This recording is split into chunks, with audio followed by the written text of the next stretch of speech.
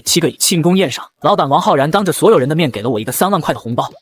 庄必凡，年轻人不要只看钱，要看重平台给你的机会。我笑着收下了，谢谢老板。3年后，专利保护期一到，我转身就把它卖给了公司的死对头。各位伙伴，今天是属于我们腾飞科技的荣耀时刻。经过1年的奋斗，公司年度利润历史性的突破了3.7个亿。终于在他感谢了行政，感谢了后勤，几乎感谢了整栋大楼的清洁工之后，他才像是忽然想起了什么。当然，我们能取得如此辉煌的成就，也离不开我们技术部门。我们破晓计划的核心专利是我们成功的基石。它的研发者庄必凡今天也在现场。必凡，来到台上来。王浩然热情地邀请我，另一只手从司仪那里拿过一个红色信封。庄必凡，你是公司的功臣。为了表彰你的杰出贡献，公司决定给你一个大大的奖励。全场气氛被推到顶点，每个人的眼睛都盯着那个厚的离谱的红包。我也在猜，30万还是50万？毕竟那3亿7千万的利润，我是核心专利的唯一创造者。3万块，3亿7千万，两个数字在我脑子里撞出荒谬的火花。小庄，年轻人不要只看钱，要看重平台给你的机会。钱够用就行了，眼光要放长远。公司这个平台能给你的，远比这点钱多得多。人群里爆发出压抑的窃笑和议论。搞了半天就3万，真是个笑话。打发叫花子呢？这老板也太黑了，吃人不吐骨头。这书呆子活该被欺负。我把那3万块整整齐齐塞回红包，对着他，也对着全场鞠了一躬。谢谢老板，我一定不会辜负您的栽培。墙上贴着的专利证书的复印件，每一个字都凝结着我无数个不眠之夜与透支的健康。那段日子，我几乎全在实验室里熬过无数通宵，顶着一次次失败，反复调试实验数据，直到攻克最后一个技术难关，才觉得一切付出都值得。我本以为才华与汗水能换来应有的认可和回报，但现实给了我一记最响亮的耳光。发明专利权期限20年，实用新型和外观设计分别为10年，均自申请日起算。我的核心专利正是实用新型，那么从申请日算起，保护期是3年，不多不少，正好还剩3年。辉煌科技是我们公司在国内市场上最大的竞争对手，他们的技术实力不弱，但始终在某个关键领域无法突破，而那个关键领域正是我的专利所解决的核心问题。王浩然能靠着我的技术赚3.7个亿，辉煌科技凭此只会赚得更多。一个清晰完整的计划在我脑中迅速成型。王浩然，你教会了我，平台很重要。现在我要用你教会我的道理，亲手拆了你的平台。庆功宴之后，我被从核心研发部门调离了，新的岗位是技术支持，其实就是个给全公司修电脑、维护服务器的杂役。王浩然的理由冠冕堂皇。庄必凡，你技术能力强，但是不善于和人打交道，去技术支持部锻炼一下，对你全面发展有好处。我成了整个公司的笑柄，3万块成了我新的外号。嘿，3万块，我这儿死机了，赶紧过来看看。哟，这不是我们的大工程吗？怎么服务器又崩了？而当初那些在我手下帮忙的人，却因为破晓计划的巨大成功，一个个都获得了晋升。我对此毫无反应，我只是沉默地做着自己的工作，每天准时打卡上班，准时下班。我的沉默让他们更加变本加厉，只有一个人例外。庄哥，你别往心里去，他们就是嫉妒你。张晴，一个刚来公司不久的女孩，她清澈的眼睛里满是真诚的担忧。没事，我是真的没事，因为被边缘化的生活给了我大量可以自由支配的时间。主管，我利用最近的空闲时间，对破晓计划的现有技术进行了一次彻底的复盘和优化。我发现了一个可以大幅提升性能，同时降低成本的新路径。我把这个优化方案写成了一份详细的报告。交给了我以前的部门主管。不错，你这个先放我这，我帮你交给王总。几天后，在部门的周会上，一个叫楚生的同事，也是王浩然的一个远房亲戚，他展示的 PPT 上正是我那份优化方案，内容几乎一字未改，只是在报告人那一栏换上了他的名字。这份方案是我在庄必凡原有技术的基础上，经过反复推敲和大胆创新，才最终成型的。当然，这也离不开王总平日里对我的悉心指导。他说这话的时候，还挑衅似的看了我一眼。我的功劳再一次被无耻的窃取挖分，这一次连那3万块的遮羞布都没有了。我坐在角落，像个局外人，静静看着这场拙劣的闹剧。你们啊，就像一群围着一块即将腐烂的蛋糕狂欢的苍蝇。让我猜猜，腾飞科技还有多少所剩无几的生命呢？第1年很快就过去了，我在公司里每天准时打卡上班，准时下班，工作不出任何差错，也绝不多做一分。王浩然大概也在庆幸自己当初只用了3万块，就打发了我这个不懂变通的技术宅，从而省下了一大笔开销。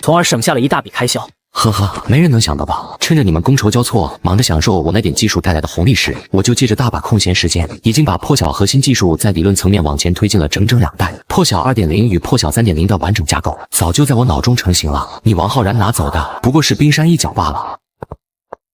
白天我是腾飞科技那个碌碌无为的网管，晚上我是一个冷静布局、手握屠刀的复仇者。这期间，张晴还是会时不时的关心我。有一次，他看到我桌上放着的《金融学原理》和《公司法》，露出了困惑的表情。庄哥，你怎么在看这些？技多不压身。在一个周末的深夜，我用一个匿名的马甲，在国内一个顶级的行业技术论坛上发表了一篇帖子。他在短短几小时内就被论坛置顶，引来了无数业内大牛的讨论和惊叹。快去查到这个帖子的作者，他就是我们一直找的那个人，无论多大代价都要挖过来。一切都在我的计划之中。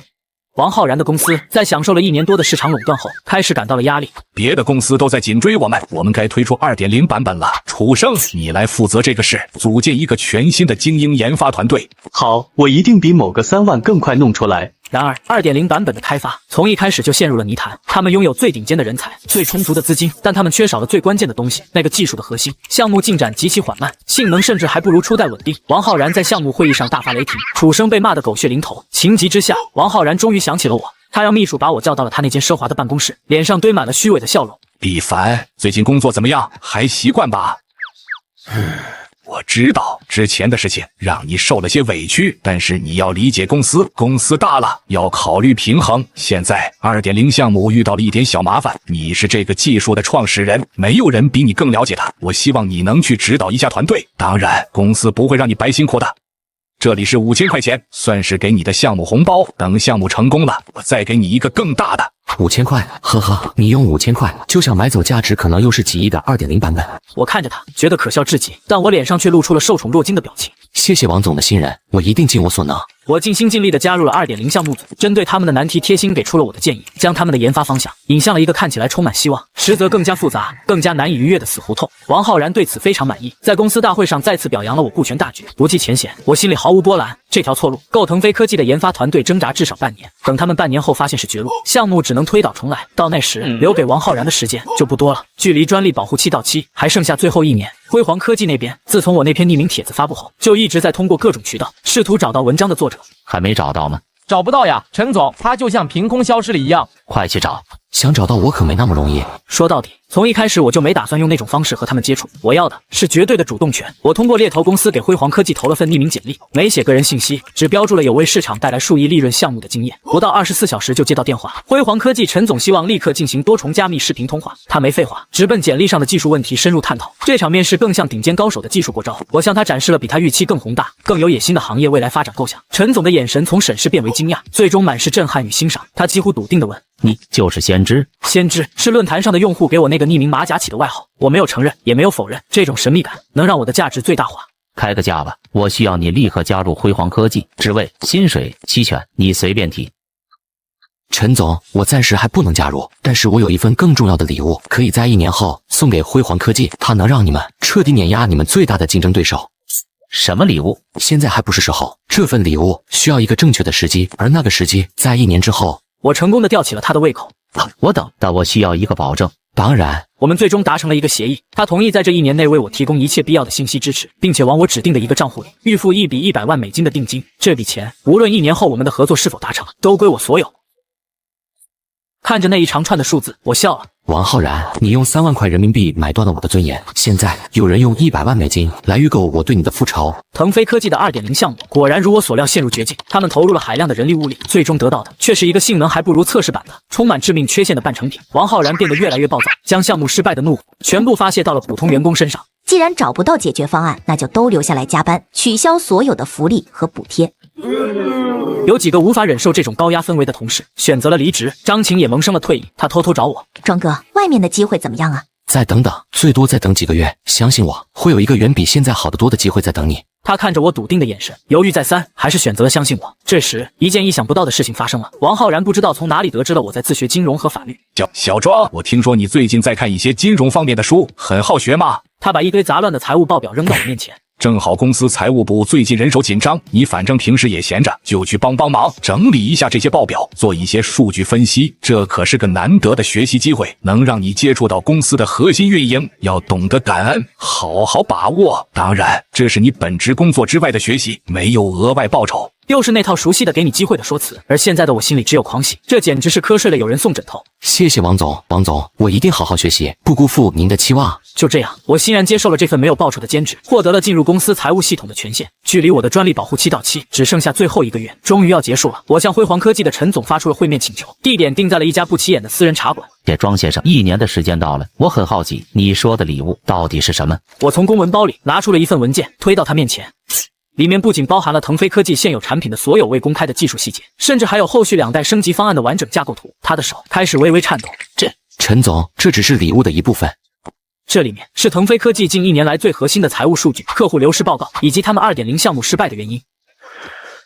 庄先生，你的能力和魄力都让我感到敬佩。说吧，你的条件。我要的不只是钱。第一，这份技术白皮书以及后续3年的独家技术支持和升级服务，打包售价6400万人民币。陈总的眉头跳了一下，但没有反驳。第二，我要辉煌科技研发副总裁的职位，拥有独立的团队组建权和技术路线决策权，直接向你汇报。第三，我要辉煌科技1%的原始期权股。陈总沉默了，而我只是平静地与他对视。庄先生，不，庄总，欢迎加入辉煌科技，你的所有条件我全部答应。我们当场草拟了合同。当我在合同上签下自己名字的那一刻，我感觉到压在我身上整整3年的那座大山终于开始松动。在专利保护期到期前半个月，我向腾飞科技的人事部门递交了辞职信。小庄啊，在公司干得好好的，怎么突然要走？是不是有什么困难？可以跟公司提嘛。个人原因已经决定。王浩然很快就知道了这个消息，把我叫到了办公室。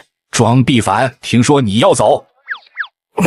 想清楚了，离开了我这个平台，你以为你是什么东西？外面的世界可没你想的那么好混。多少人从我们公司出去，最后混得灰头土脸，哭着喊着想回来，门都没有。看在你跟了我这么久的份上，我给你一个机会，现在立刻把你的辞职信收回去，我可以当做什么都没发生过。以后好好干，我不会亏待你的。我平静地看着他那张油腻的脸。谢谢王总的好意，我心意已决。好，很好，庄必凡，你给我记住了，是你自己要走的，走了就别他妈的想着再回来。这个行业就这么大，我有100种方法让你以后找不到任何一份工作。面对他色厉内荏的威胁，我笑了。办理离职手续的过程，所有人都像在看一个傻子，一个放弃了大平台，主动跳进未知深渊的傻子。只有张晴在走廊的尽头等着我。庄哥加油，祝你前程似锦。你也是，等我消息。离开腾飞科技大楼的那一刻，我没有回头。再见，王浩然，再见，我这屈辱的3年。在我专利保护期正式到期的第2天，辉煌科技召开了公司历史上规模最大、级别最高的一场紧急新闻发布会。发布会一开始，陈总就扔出了一颗重磅炸弹。今天我们在此郑重宣布，辉煌科技在核心技术上取得了颠覆性的突破，无论是性能、功耗还是稳定性，都以碾压性的优势全面超越了市面上以腾飞科技破晓系列为主的所有同类产品。在所有记者都陷入震惊和兴奋的猜测中时，陈总请出了他身边一位神秘的嘉宾。下面我非常荣幸地向大家介绍我们辉煌科技的新任研发副总裁，正式的带领我们取得了这次历史性的突破。我从容自信地站在了舞台的最中央。当我的脸出现在大屏幕上时，现场所有认识我的媒体记者都炸开了锅。是庄必凡，腾飞科技那个破晓专利的创始人。他怎么会在这里？他不是被腾飞雪藏了吗？我的天，这是史上最强的职场复仇吗？辉煌科技已与庄必凡先生达成合作，我们以6400万人民币的费用，独家获得了庄必凡先生所持有的核心技术授权，以及其后续全部升级方案的开发合作权。6400万，这个数字通过直播镜头瞬间传遍了整个行业。消息传出的瞬间，腾飞科技在资本市场上的股价应声开始断崖式下跌，无数投资人疯狂地抛售股票。我知道那一刻，王浩然的办公室里一定是一片狼藉。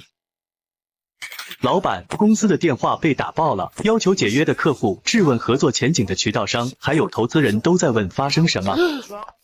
王浩然终于明白了，他终于明白我那3年的平静到底是在为什么做准备。半小时后，王浩然的电话气急败坏地打了过来。电话一接通，听筒里就传来了歇斯底里的咆哮。庄必凡，你这个白眼狼，你这个无耻的叛徒！公司培养了你，我给了你平台，你就是这么回报我的。你竟然敢背叛公司，我他妈哪点对不起你？你要这么对我啊！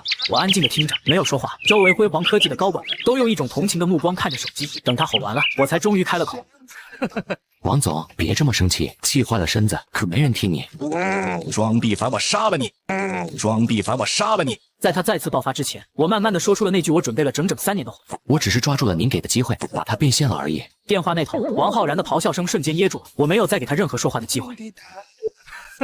好了，各位，我们来谈谈下一个产品系列的发布计划吧。旧的时代已经终结，我的时代刚刚开始。半年后尘埃落定，腾飞科技因核心技术断代、关键客户流失、资金链断裂，最终黯然宣布破产清算。王浩然从亿万老板沦为负债累累的被执行者，豪宅跑车被拍卖，整个人苍老许多。而那个曾经窃取我优化方案，在我面前耀武扬威的楚生，在行业内的名声彻底扫地，再也找不到任何一份体面的工作。我在辉煌科技的新团队早已步入正轨，把张琴和几位踏实肯干却遭打压的老同事挖来，给了他们远超行业水平的薪资与尊重。在年底的公司年会上，陈总亲自为我颁发了1000万级别的年终奖和股权证书。事实证明，尊重人才、尊重技术才是企业发展的唯一道路。我知道这一切都还不是结束，它只是一个真正属于我崭新的开始。公司大群炸锅了，00后实习生带头在公司群里闹事，不发10倍年终奖，我们就集体离职。老板别装死，没有我们干活，你公司明天就倒闭。看着群里跟风逼宫的员工，我笑了。我是来体验生活的富二代，这破公司只是我用零花钱开的。批准离职。另外，公司倒闭，我不玩了。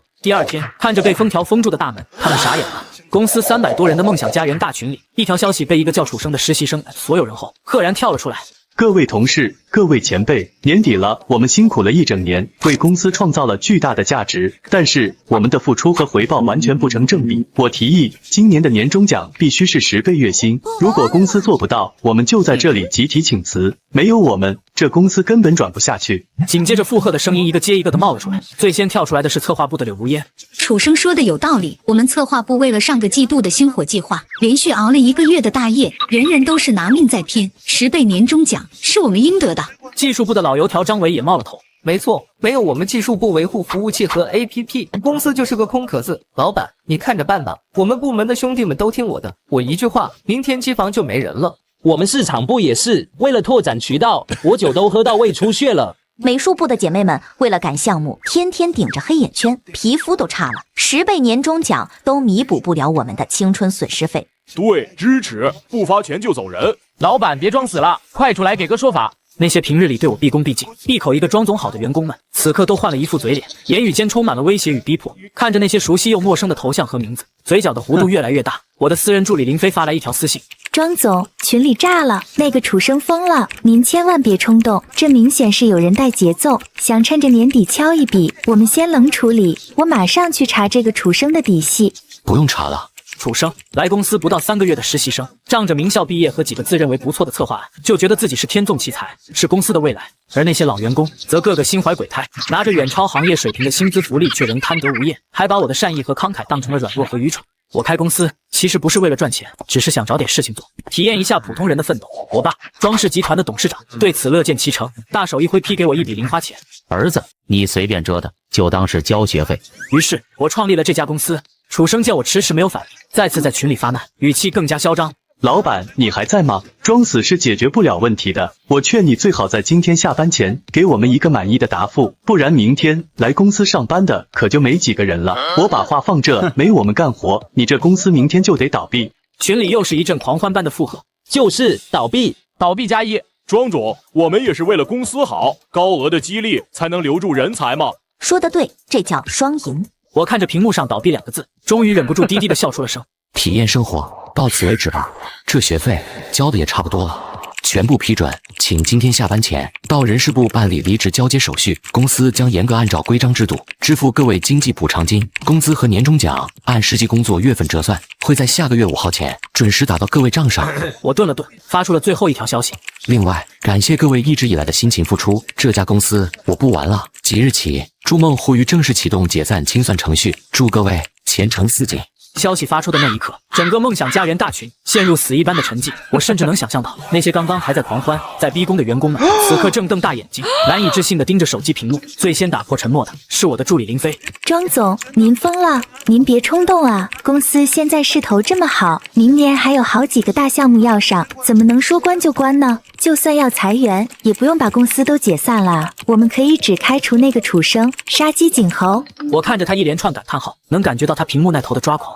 梅芳，去通知人事部和法务部，马上开始准备相关文件，钱1分都不能少。另外，你自己的补偿金按5倍算，或者你也可以选择继续跟着我，薪水翻倍。林飞那边沉默了更久。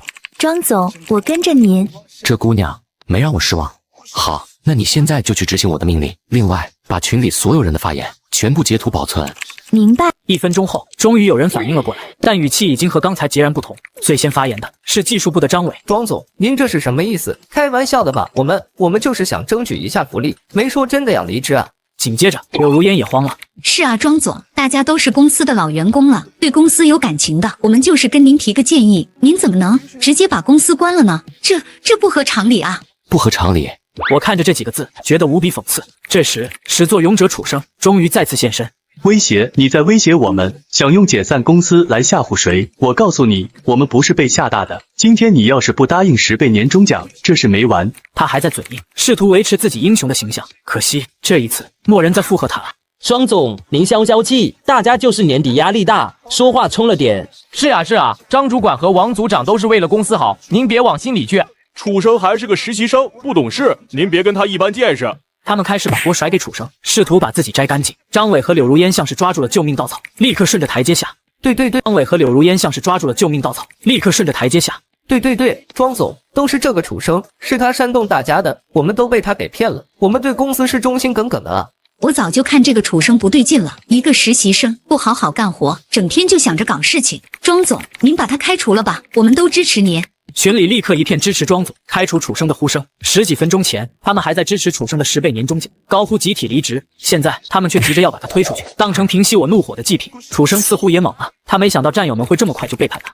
你们什么意思？刚刚不都说支持我的吗？张伟、柳如烟，你们这2个缩头乌龟！然而，没人理会他的咆哮。张伟和柳如烟甚至直接开启了私聊，试图单独向我解释和求饶。庄总，我错了，我真错了，我上有老下有小，全家都指着我这份工资呢。您大人有大量，就饶了我这一次吧，我保证以后再也不敢了。庄总，我是被猪油蒙了心了，您再给我一次机会好不好？星火计划的后续方案我还没做完，不能没有我啊！我没有回复任何一条私信，只是在那个喧闹的大群里再次发了一条消息。公司的解散程序已经启动，所有决定不可更改。另外，纠正一下，我不是在威胁各位，我只是在通知各位一个事实。还有，楚生，你说没你们，我公司明天就倒闭。你说对了，但也不是全对。我顿了顿，打出最后一行字：是我让他今天倒闭的，主动的。发完这句话，我直接解散了梦想家园这个群聊。庄总都安排下去了，人事部和法务部的同事都惊呆了，但还是按照您的吩咐，开始草拟解散公告和离职补偿协议了。这是初稿，您过目一下。很好，就按这个发。另外，让他们快一点，我希望今天下班前，所有闹事的员工都能拿到协议，签完字走人。今天这会不会太快了？而且让他们签完字就走，很多工作还没交接。有什么好交接的？公司都要没了，项目、数据、客户这些东西对我来说还有意义吗？林飞张了张嘴，最终还是把话咽了回去。我明白了。等等，把公司的所有福利待遇整理一份详细的清单，包括但不限于每个人的薪资水平，可以匿名处理，只展示岗位和薪级、五险一金缴纳基数、下午茶标准、团建标准、年假天数、加班补贴，越详细越好。好的，庄总，这个要用来做什么？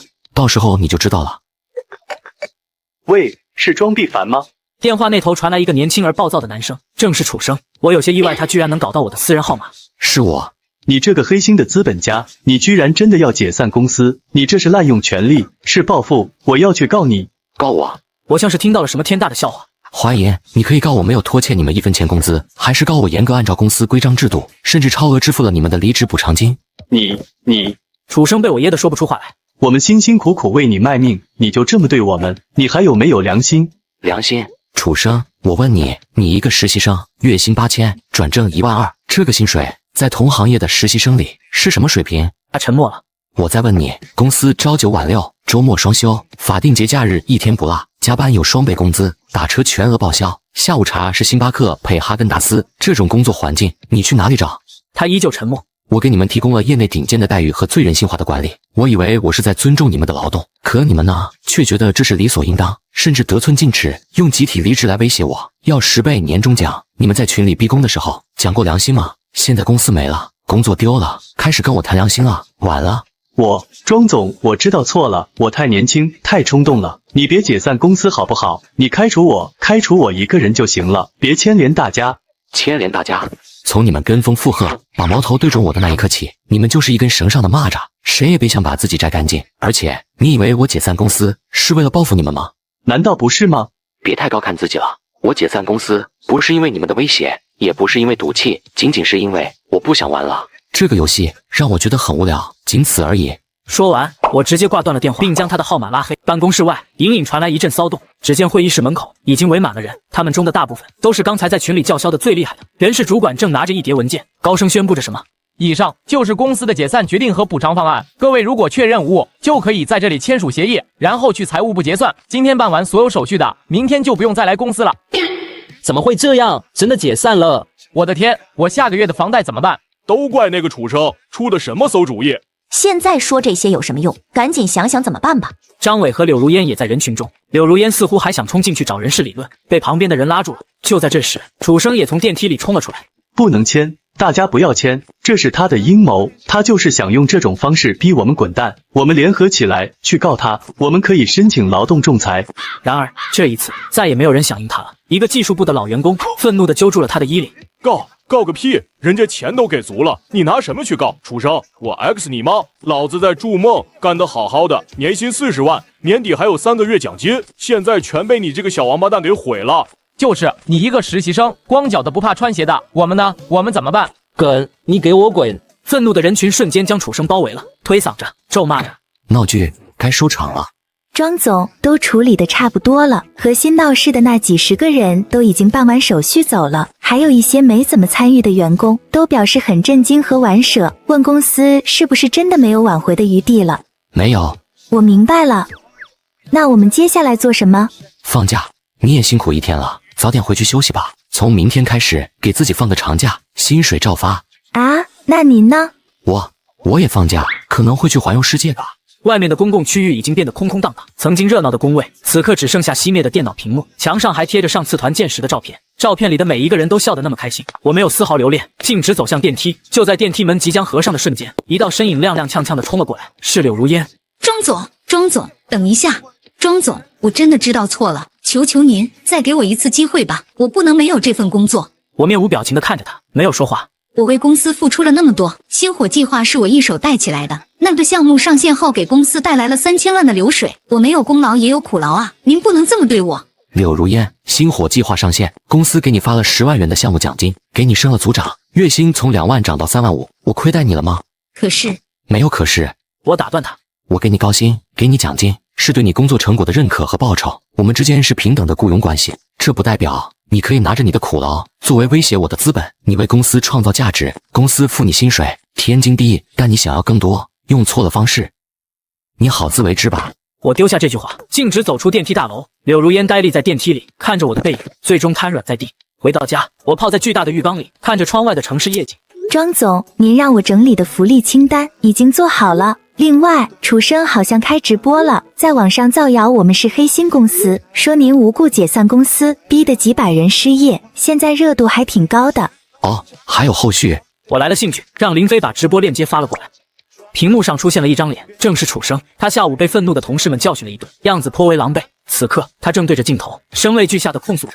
各位家人们，各位网友，你们要为我们300多名无辜的员工做主啊！我楚生985名校毕业，怀揣着梦想加入了筑梦互娱这家公司。我以为我遇到了一个好老板，一个好的平台，我拼命工作，为公司提了无数个价值100万的方案。可是就在今天，只因为我代表大家向老板提议增加一点点年终奖，我们那个蛇蝎心肠的老板庄必凡就突然宣布解散公司，把我们300多个人全部赶出了公司。他就是个黑心的资本家，他不把我们当人看。现在临近年关，我们300多个家庭都因为他一个人的任性陷入了绝境。我们上有老下有小，房贷车贷怎么办？这个年还怎么过？他演技拙劣，但声情并茂，直播间的人气飞速上涨，弹幕里也涌现出大量不明真相的正义网友。卧槽，这老板也太狠了吧！支持主播，曝光他，人肉他，让他社会性死亡。抵制这种黑心公司，抵制黑心老板。他看着飞速滚动的弹幕，嘴角露出了一丝得意的微笑。我看着屏幕里他那张丑陋的嘴脸，嘴角的笑意越来越冷。想玩舆论战？我给林飞发了一条消息，把我让你准备的那份福利清单，还有群里那些逼宫的聊天记录截图，全部发出去，找几个影响力大的媒体和微博大 V， 让他们帮忙扩散。钱不是问题。另外，附上一句话，欢迎各位有志之士监督筑梦互娱所有员工的补偿金，是否一分不少的打到他们账上。做完这一切，我关掉直播，将手机扔到一边，游戏才刚刚开始。第二天，我睡到自然醒。解锁手机后，无数推送和消息瞬间弹出，几家权威媒体与微博大 V 几乎同步发文，内容一是林飞整理的详细到极致的筑梦互娱福利清单，二是那份未经删减的公司大群聊天记录截图，网络舆论立刻180度逆转，楚生的直播间也被愤怒的网友直接冲垮。卧槽，我瞎了眼了，这他妈是黑心公司，这他妈是慈善机构吧？实习生月薪8000还嫌少，我们这985硕士毕业，1个月才5000。给你们吃哈根达斯，喝依云水，你们还想怎样？上天吗？这群人真是升米恩斗米仇的典范，活生生的农夫与蛇啊！主播呢？滚出来！你不是说老板黑心吗？你脸呢？求这家公司的 HR 联系方式，公司倒了没关系，老板还在啊！老板，看看我不要10倍年终奖，给我一份工作就行。楼上的别想了，这种好老板被这群白眼狼伤透了心，估计再也不会开公司了。楚生被这突如其来的反转打懵了，面对直播间里满屏的质问和嘲讽，他结结巴巴的辩解：“不是这样的。”楚生被这突如其来的反转打懵了，面对直播间里满屏的质问和嘲讽，他结结巴巴的辩解：“不是这样的，这些都是假的，是他伪造的，他在收买媒体，在洗白自己。”在一片骗子、白眼狼滚下去的骂声中，楚生脸色惨白，最终只能灰溜溜的关闭了直播。我刷着这些评论，心情愉悦。林飞的电话打了进来，语气里满是兴奋。庄总，您看到了吗？我们赢了！现在全网都在骂那群白眼狼。意料之中，我淡淡的说道。那个楚生，还有张伟、柳如烟他们，现在估计肠子都悔青了。我听说他们今天去其他公司面试，被人事当场认出来了，直接被请了出去。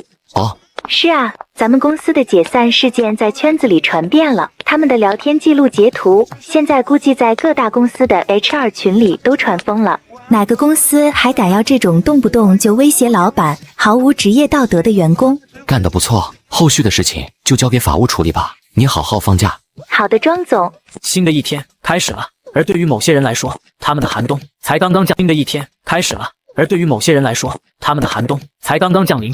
我爸听说了我解散公司的事情，非但没有责备我，反而在电话里哈哈大笑。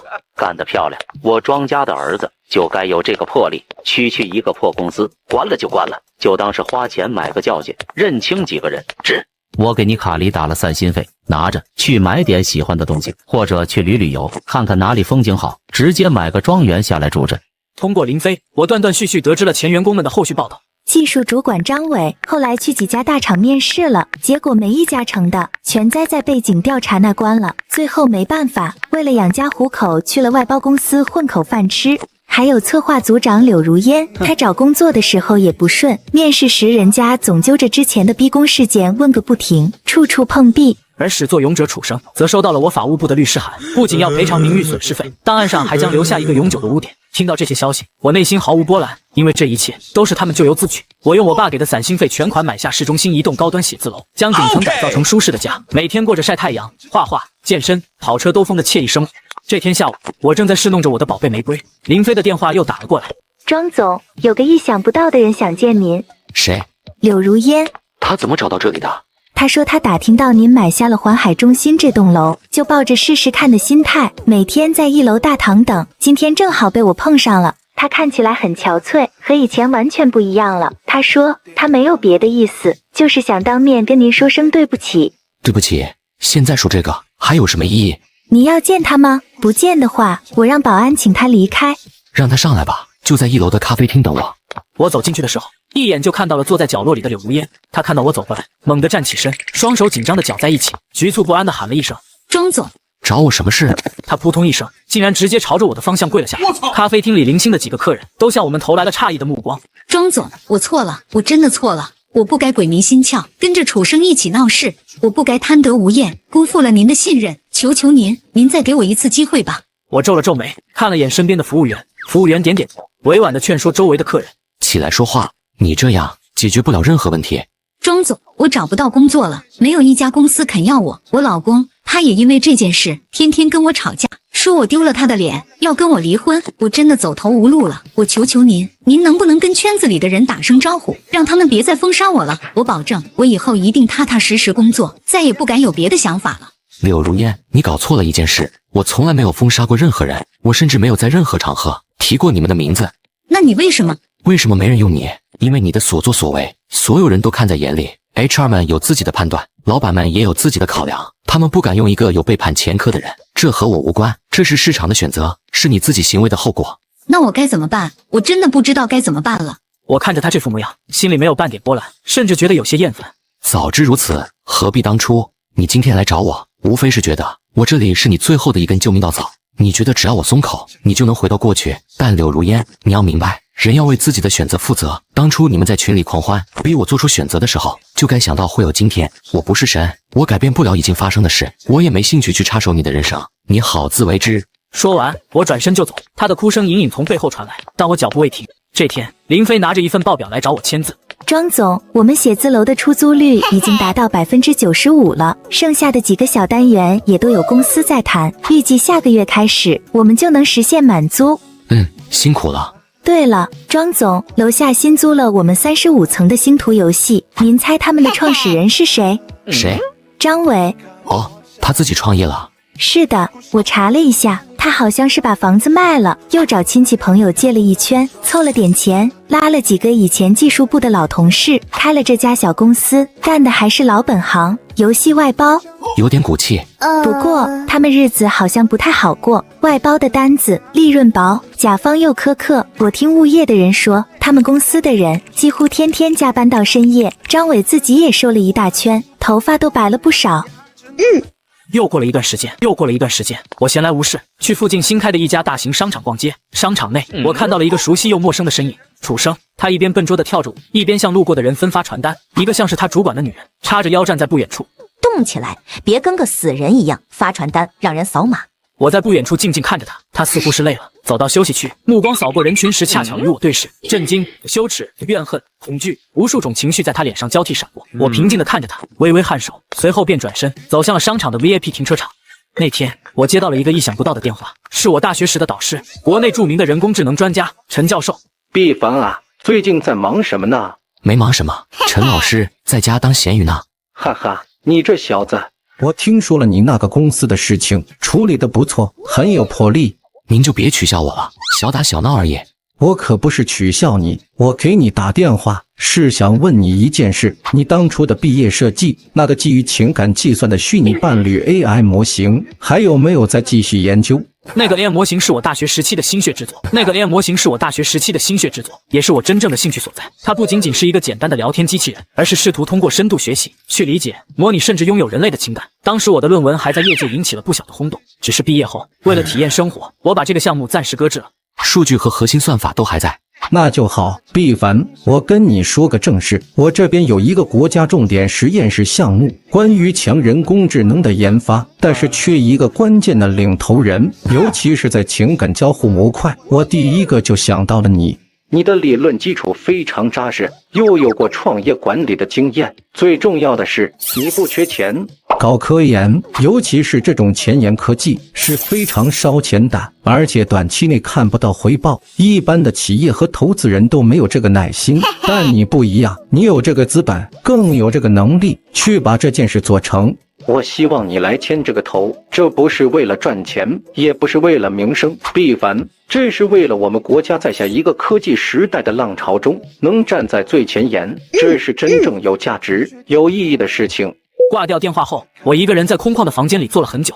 第二天，我给林飞打了电话。林飞，帮我订一张去首都的机票。另外，你帮我物色一个团队，最好的猎头，最好的 AI 工程师，最好的算法专家，告诉他们薪水、设备、研发经费全部没有上限。电话那头的林飞在短暂的震惊后，用比以往任何时候都要激动的声音回答道：“是，庄总。”这一次，我不再是为了体验生活，而是为了创造一个真正的梦想家园。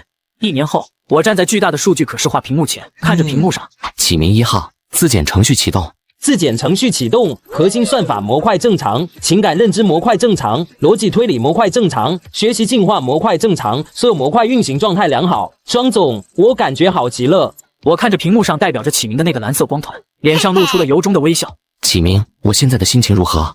庄总，根据您的心率、皮电反应以及微表情分析，您现在的情绪是欣慰，占比73%，期待占比21%，以及轻微的紧张占比6%。精准无误，我们成功了。就在这时，林飞敲门走了进来。庄总，有位张伟先生想见您，他说是你以前公司的员工，现在是星图游戏的 CEO， 他想和我们谈谈合作。张伟，合作？我有些意外，他居然找到了这里。是的，他说他们公司开发了一款新的沉浸式游戏，但是缺少一个足够智能的 NPC 核心。他听说了我们实验室在 AI 领域的成果，想寻求技术授权。让他去会议室等我。我在会议室见到了张伟。庄总，好久不见。泽，星图游戏。是。他打开电脑，向我介绍着他的游戏世界。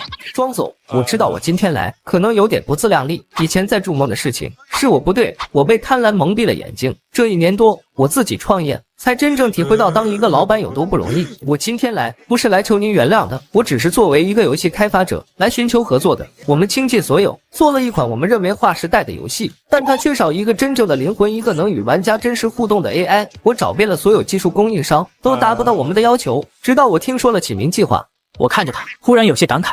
你的游戏理念很有趣。那合作的事，带了8年的徒弟，突然开上了100万宝马，我还傻呵呵以为是他家里拆迁发了财。直到部门聚餐那晚，他喝多了，搂着我的脖子，大着舌头说：“师傅，不是我说你，你那点技术早过时了。老板给我开48万，就是看中我的潜力。48万，我这个师傅年薪才21万。”我没声张，依旧手把手教他，甚至把从未外传的独门调试技巧都倾囊相授，直到我递交了辞呈。师傅，救命啊！机器全趴窝了，你教我的方法怎么都不管用啊！哼，好戏才刚开始。KTV 包厢的空气浑浊又热烈。师傅，不是我说你，你那点技术早过时了。老板给我开48万，就是看中我的潜力。干了10几年，熬成全场找不出第2个的技术核心，就值这个价。而我带了8年的徒弟，我当半个儿子养的楚生，年薪是我的2倍还多。师傅，你人太好了，就是太老实。这年头，光会干活有屁用，得会说，会来事，懂吗？我看着他，曾经为技术难题急哭的脸，如今只剩志得意满的轻蔑。8年前，他从3流技校毕业，瘦得像豆芽菜，连住处都没有。是我领他回家，把修机器的本事从读图纸到布障排场，一点一点教给他。我把他当成技术的传承人，当成我在这个冰冷工厂里唯一的亲人。他却用我教给他的刀，回头捅进了我的心脏。周围的同事也开始起哄：“楚生，喝多了吧？别瞎咧咧了。”就是，赶紧去歇着，别在这胡说八道。我胡说什么了？我说的都是实话。庄师傅的技术放现在就是不行了。李总都说了，以后厂里的技术要靠我。所有人的目光都集中在我脸上，而我脸上的肌肉像是僵住了，扯不出任何表情。我出去抽根烟。这是楚生上个月刚提的车，100多万。当时他还假惺惺的请我去试驾，说是托我这个师傅的福，他才能有今天。我当时还以为是他家里拆迁了，或者中了彩票。现在想来，这车身上每一个零件都沾着我的血肉。回到家，我洗漱完没有上床，而是坐到了桌前。那是我工作20多年来亲手写下的技术笔记，里面记录了我处理过的所有复杂故障，还有那些我从未对外人言说过的独门调试技巧。第2天，我像往常一样提前半小时到了工厂，车间里一如既往，楚生顶着2个黑眼圈，看见我，脸上闪过一点不自然。师傅早。他大概是想起昨晚的醉话，有些心虚，但我没给他尴尬的机会，笑容和煦的像是什么都没发生过。昨晚喝的不少啊，下次悠着点。师傅，我昨晚喝断片了，要是说了什么胡话，您别往心里去。没事，年轻人嘛。那边3号机床的震动传感器有点异常，你去看看，就当醒酒了。好嘞，师傅。楚生如蒙大赦，立刻屁颠屁颠的跑了过去。我看着他的背影，眼神里最后一点温度也消失了。你以为这事就这么翻篇了？呵呵，好戏才刚刚开始。我开始执行我的教学计划，第1个目标就是把那个牛皮本上的东西，有选择的交给他。楚生，你过来一下。我站在一台刚刚完成大修的 C 负5型精密铣床前，朝正在跟几个小工吹牛的楚生招了招手。师傅，什么事？我这正忙着呢。他的语气里带着一点敷衍，仿佛我打扰了他指点江山。妈，我昨天晚上琢磨出一个新的调试方法，能把这台机器的加工效率再提高15%，想不想学？他比谁都清楚，这意味着产量的大幅提升，意味着李总那张吝啬的脸上会笑出褶子，更意味着他楚生的功劳不少，将添上浓墨重彩的一笔。想，当然想。师傅，你真是太厉害了。我心中冷笑，脸上却是一副孺子可教的欣慰表情。你小子总算是开窍了，以前教你，你还嫌我啰嗦，总觉得我那套是老古董。现在看来，还是得把压箱底的绝活拿出来，你才能真正成长起来。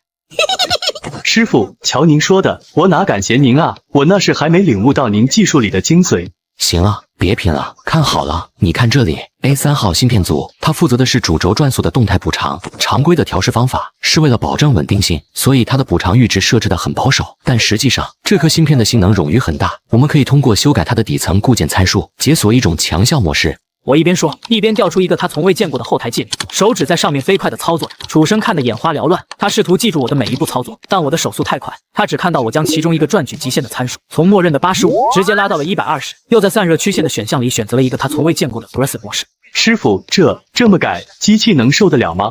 楚生毕竟跟我学了8年，他本能地感觉到这种设置的风险。放心，我研究过了，这种模式下，短时间内会加大主轴电机的负载，但只要配合更激进的散热曲线，就能把温度压下来，机器的效率会立刻提升。你看，我保存设置，重启了机床，原本平稳的轰鸣声变得高亢而有力。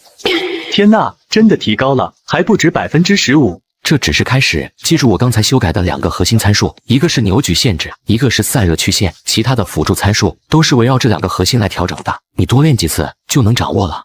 我没说的是，这个高效模式是我特意保留的半完整版本，确实能短时间提升效率，但缺少最关键的过载保护解锁程序。就像一辆没装刹车的跑车，能跑得多快就有多危险，而解锁保护的核心权限只有我能掌控。楚生对此一无所知，正沉浸在获得神功的巨大喜悦中。师傅，你真是我的再生父母，行了，别光说不练，旁边那台毕富尔机床，你去试手。好嘞！楚生迫不及待地冲了过去，他笨拙地模仿着我的操作，成功将另一台机器也设置成了强效模式。站在不远处的王宫，我的老伙计一直皱着眉头看着这一切，他找机会把我拉到一边，压低了声音：“老庄，你疯了！你那套压箱底的本事是这么教人的？那小子是个什么东西？你还不知道？”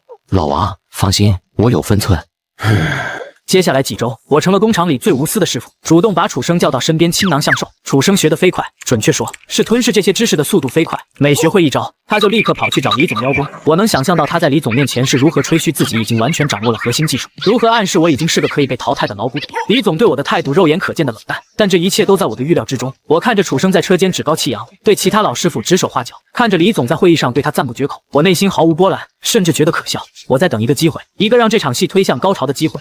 机会很快来了，年底距离春节还有1个多月，工厂接到一笔史无前例的出口大单，欧洲顶级汽车配件商的订单，要求严苛，交货期只有1个月，违约金高到足以让工厂一夜破产。李总像打了鸡血一样，把所有中层以上干部都召集到了会议室。同志们，这是我们厂成立以来最大的一笔订单，是我们的机遇，也是我们的挑战。只要拿下这笔订单，我们不仅能一举打开欧洲市场，今年的年终奖翻倍。李总很满意这种效果，他清了清嗓子，目光落在了楚生身上。当然，要完成这个艰巨的任务，技术保障是重中之重。在这里，我要特别表扬我们的技术部新星楚生同志。在楚生同志的刻苦钻研下，我们核心生产线的效率得到了突破性的提升，这一点大家有目共睹。所以，我决定正式任命楚生同志为本次项目的技术总负责人，全面负责这批订单的所有技术保障工作。楚生那副模样，仿佛已经是一个功成名就的企业家。我的位置在会议室的角落，像一个被遗忘的观众。哦，对了，庄师傅，你经验丰富，这次就负责一些辅助工作吧，比如盯一下备用零件的库存，还有培训一下新来的操作工。这是赤裸裸的羞辱！一个工厂的技术核心被派去看仓库，带学徒工，周围投来同情又玩味的目光。坐在我旁边的王工攥紧拳头，气得身体发抖。好的，李总。我的顺从让李总很满意，动员大会也在楚生意气风发的保证声中结束。请李总放心，请同志们放心，我楚生保证圆满完成任务。为了工厂的荣誉，我将不眠不休，战斗到底。散会后，众人簇拥着新上任的楚总负责人向他道贺。师傅，他居高临下的看着我，用一种假惺惺的关怀口吻说：“师傅，以后生产上有什么不懂的技术问题，随时可以来问我，别不好意思。”他刻意把“问我”2个字咬得很重，所有人的表情都变得古怪。徒弟让师傅不懂的去问他，真是滑天下之大稽。他不知道，这比他视若登天之梯的大单，这个总负责人头衔，恰恰是我计划中最威力最大的炸弹。最后的催化剂，舞台搭好，主角登场，就等我拉开引线了。大单的生产如火如荼的开始了，工厂实行3班倒，机器24小时不停歇。楚生作为技术总负责人，彻底把家安在了工厂。他把所有核心设备都设置成了我交给他的强效模式，生产效率确实惊人，每天的产量都在刷新记录。李总笑开了花，每天都要在车间里转上好几圈，拍着楚生的肩膀，不住地夸他是福将。而我则被彻底边缘化，每天的工作就是清点零件数量，给连开关都分不清的新操作工讲解基础安全守则。车间里也没人敢在这个时候跟被老板和新贵抛弃的人走得太近，只有王工还会每天中午吃饭的时候端着饭盒坐到我身边。老庄，你到底怎么想的？真就这么认了？就让那小子这么猖狂下去，这厂子早晚要毁在他手里。我夹起一块红烧肉，慢条斯理的吃着。老王，别急，快了。1周后，第一批产品的生产已经完成了70%，所有人都沉浸在即将胜利的喜悦中。楚生更是意气风发，已经在私下里讨论着年终奖要怎么花了。李总看到我进来，有些意外，脸上的笑容也收敛了一些。庄师傅，有事吗？李总，我来辞职。他拿起那封信看了看，又抬头看了看我，眼神里充满了惊愕和一点不易察觉的愤怒。辞职？庄必凡，你在这个节骨眼上跟我说辞职，你知道现在是什么时候吗？这是在威胁我吗？不是威胁，李总，是我个人的决定，我想提前退休，回家歇着了。歇着？哼！他的目光落在门口的楚生身上，楚生抱着文件站在门口，听到对话后，脸上是毫不掩饰的窃喜。李总瞬间定了心，大概觉得我是用辞职要挟整心，可他现在有楚生这张牌了。好吧，既然你已经决定了，我也不强留，人各有志嘛。李总的语气变得异常爽快，他甚至都没有象征性的挽留一句。这样，你把手头的工作交接一下，最后1周站好最后一班岗。谢谢李总。走出办公室时，我与楚生擦肩而过，他看着我，眼神里的幸灾乐祸和轻蔑再也懒得掩饰。他赢了，终于把我这个碍眼的师傅彻底扫地出门了。我开始默默地收拾东西，那些跟了我10几年的扳手、卡尺，很多都已经停产了。我把它们整齐地放进我的工具箱里，他们就像我无声的战友，陪我度过了无数个不眠的夜。老庄，你真辞了？你怎么这么冲动啊？这厂里上上下下，谁不知道你是顶梁柱？他李瞎子敢放你走，你走了，这厂子怎么办？老王，别担心，等着看好戏。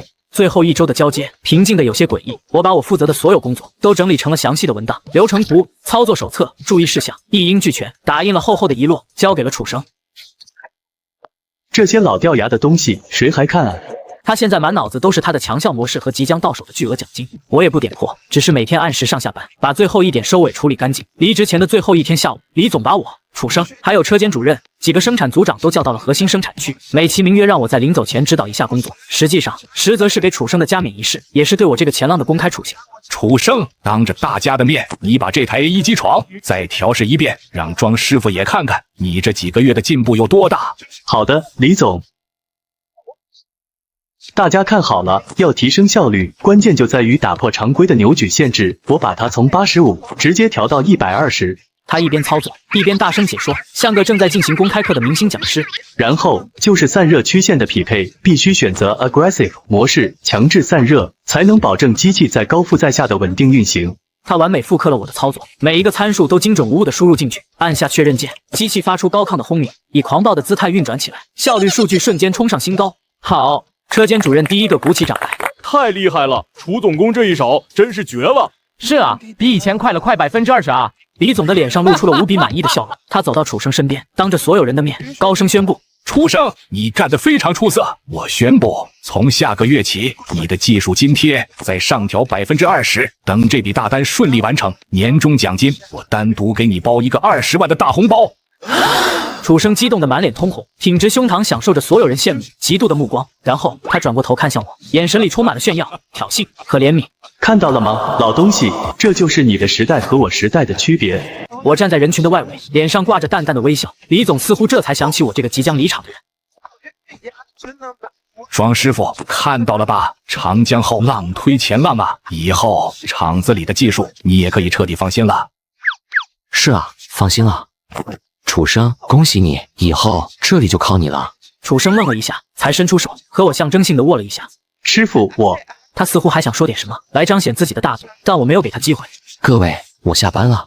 我转过身，一步一步地走出了这个我工作了10几年的车间，身后是机器依旧狂热的轰鸣和众人对新贵的吹捧。我没有回头，我知道这场由我亲手导演的大戏，最精彩的一幕即将在我转身之后正式拉开帷幕。离开工厂的第2天，我难得的睡到了自然醒。吃完早餐后，坐在阳台上，一边晒着太阳，一边翻看着一本闲书，无比的惬意和放松。而此刻的工厂正是生产最紧张的时候，大单交付日期只剩3天，今天是他们全面冲刺的最后机会。我的好徒弟楚生，现在应该正享受着人生最高光的时刻，盘算着用20万奖金给宝马换轮毂，还是去海岛度假。想到这里，我嘴角笑意更萌了。9点1刻左右，车间里第一台核心机器，楚生当众调试过的A1精密铣床，毫无征兆地发出刺耳的尖笑，瞬间刺穿车间的嘈杂。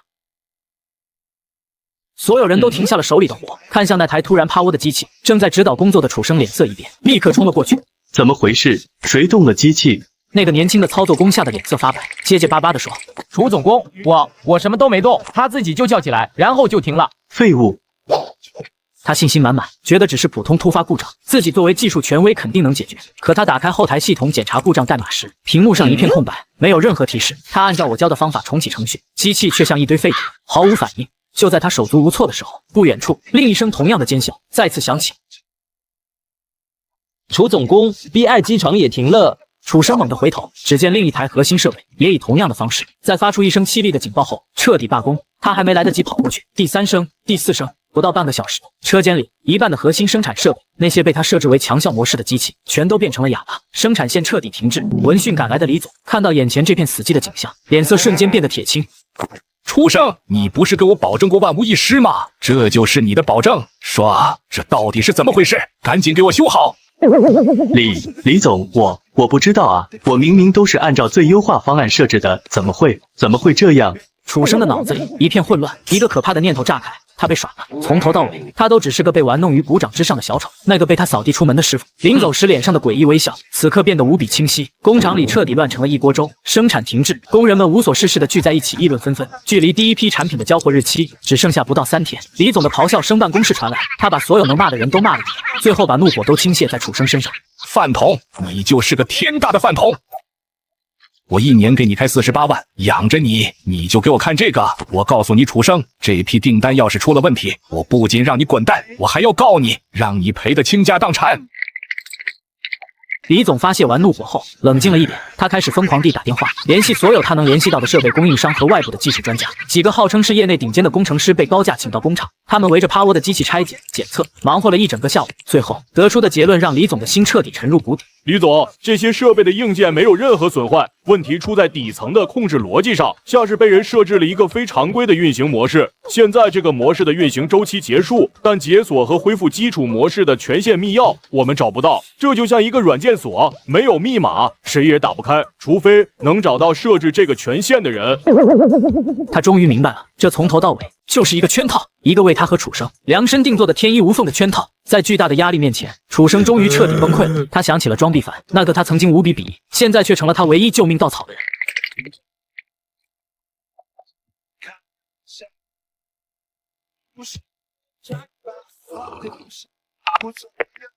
喂，电话那头是楚生带着哭腔的绝望哀嚎：“师傅，救命啊！师傅，我求求您了，您快回来看看吧，厂里的机器全趴窝了，你教我的方法怎么都不管用了啊！”他的声音里充满了恐惧和悔恨，听起来可怜极了。哦，是吗？那可能是你学艺不精吧。我已经辞职了，爱莫能助。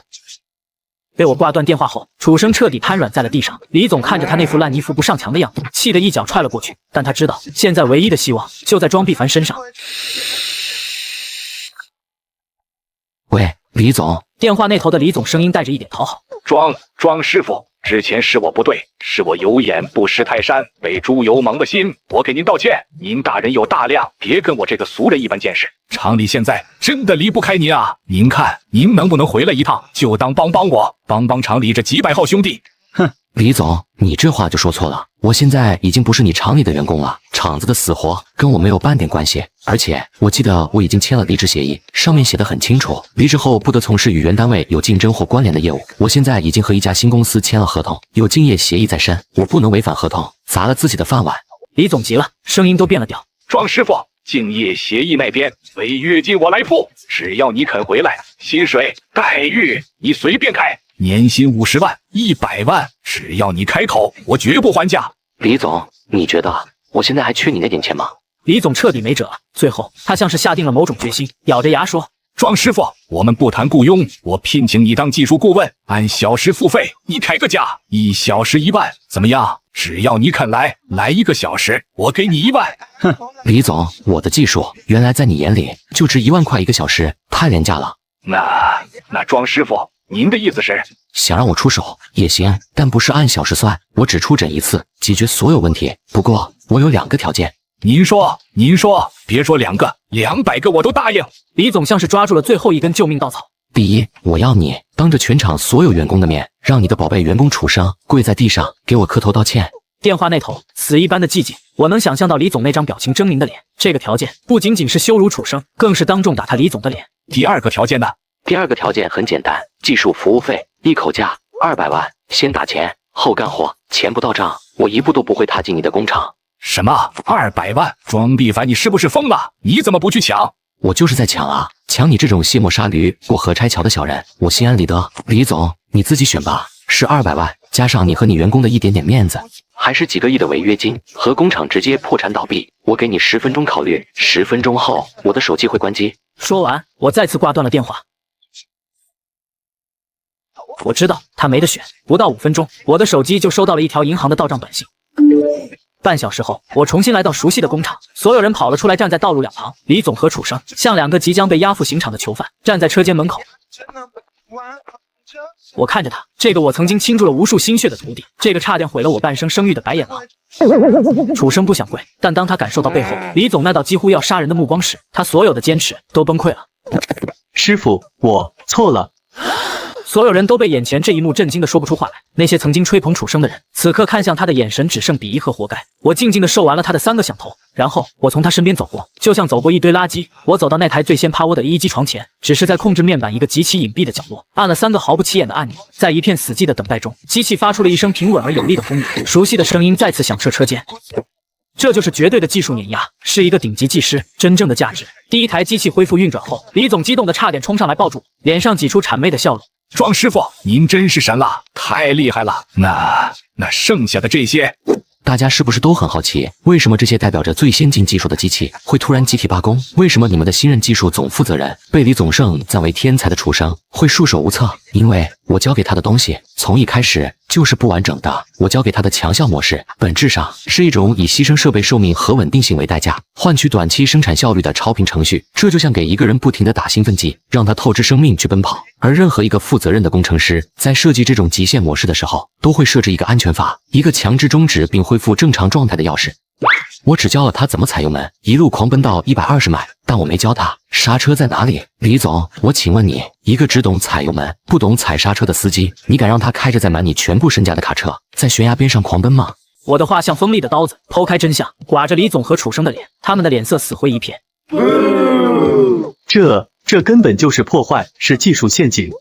不，这不是陷阱，也不是破坏。我没有损坏任何一个零件，我只是保留了我自己技术的一部分最高权限。这是每一个核心技术人员保护自己心血的最后一道防线。我把我的刀借给你用，但刀柄必须握在我自己手里。一个连自己吃饭的家伙都掌控不了的人，根本不配被称为技师。我不再理会他的嘶吼，对李总说：李总，我的出诊时间从我踏进工厂大门的那一刻开始算，现在已经过去半个小时了。我修复了一台机器，揭开了事情的真相，也给你和你的员工上了一堂价值200万的课。我觉得我的服务已经结束了。说完，我在所有人震惊的目光中转身向外走去。庄师傅别走啊！剩下的机器怎么办啊？剩下的机器，你可以让你的天才员工慢慢研究啊，或者你也可以再准备几个200万，我们下次再约。我的服务向来是明码标价。说完，我不再停留，大步流星地走出了这个让我厌恶的地方。我离开后，李总最终还是选择了屈服。他给我打了几个电话，姿态低到尘埃里。我没有为难他，让他把剩下的钱分批打给厂里几个跟我关系不错、待遇一直很差的老师傅，让他们帮着恢复机器，就当是给老兄弟们发的最后一笔奖金。那笔大单，李总的工厂虽然勉强完成，却因延误发货被罚了不菲的违约金。更重要的是，他们在欧洲客户那里的声誉一落千丈，而我早已经开始了我的新征程。当初那个竞业协议只是我用来搪塞李总的借口，但确实有新公司在我递交辞呈的第2天，通过猎头联系到我，正是那笔欧洲大单的最终客户，顶级汽车配件商在中国的独资供应商。我毫不犹豫地接受了他们的邀请，担任的职位是技术总监，直接向亚洲区总裁汇报，年薪税后120万，另外附赠15%的公司原始股份。我入职后的第一个项目就是带队研发一套完全取代李总工厂老旧生产线的新设备。新设备生产的配件样品送到欧洲总部，那边指倒是完美。2年后，新公司凭技术优势与过硬品质成功上市。我终于证明，技术是工匠的立身根本，人的价值不该由他人的无知短视定义。我的面子自己挣回来了，且比任何人给的都更有分量。我带队拿下8000万订单，却被团队成员联名举报，理由震碎3观，下班后见客户。回邮件属于恶意内卷，严重影响团队公平。老板为平众怒，把我的奖金和提成全部分给了他们，然后甩给我1000块加班费。庄必凡，拿着，这是公司给你的公平。我点头收下了这1000块，转身就给公司最大的客户发去信息：沈总，今晚的谈判取消，我们公司禁止下班后见客户，您先忙，改日再约。那封联名举报信就拍在会议桌的正中央，上面签了10几个名字。庄必凡，大家对你的意见很大， 8000万的单子是拿下来了，但这不能成为你破坏团队氛围的理由。现在的年轻人讲究 work-life balance， 工作生活平衡。你看看你，凌晨回邮件，周末跑工地，甚至半夜还在和客户对接。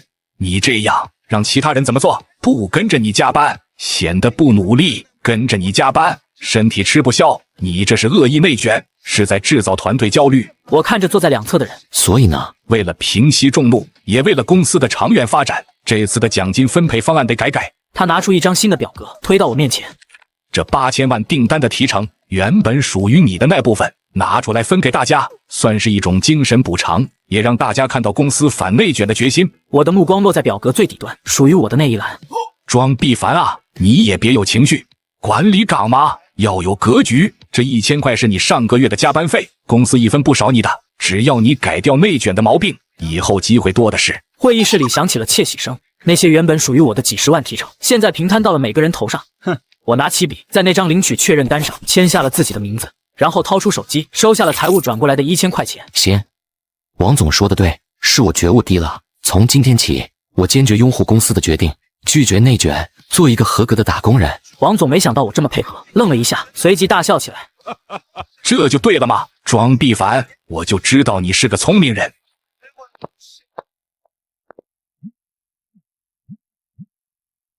是沈总助理发来的确认信息，询问今晚最后一次合同细节谈判的时间。这8000万的单子还有最后临门一脚，本来今晚敲定细节，明天一早就能正式签约打款。我给那个号码回了一条信息。哼。手机在口袋里疯狂震动，不用看也知道是沈总的电话。我用这种理由放他鸽子，他估计已经在酒店房间里暴跳如雷了。我没接，顺手把手机调成了静音。回到家，我开始做饭。与此同时，公司的群里已经炸开了锅。当我在进家门的时候，就屏蔽了所有的工作群。这一夜，我睡得十分安稳。第二天，我踩着8点59分的点，准时打卡进公司。办公室里的人看我的眼神都带着点幸灾乐祸。庄经理，早啊，昨晚睡得不错。看来那几万块的横财让他心情很好。还行。那个，沈总那边怎么样了？今早王总问合同签了没，财务等着入账呢。不知道。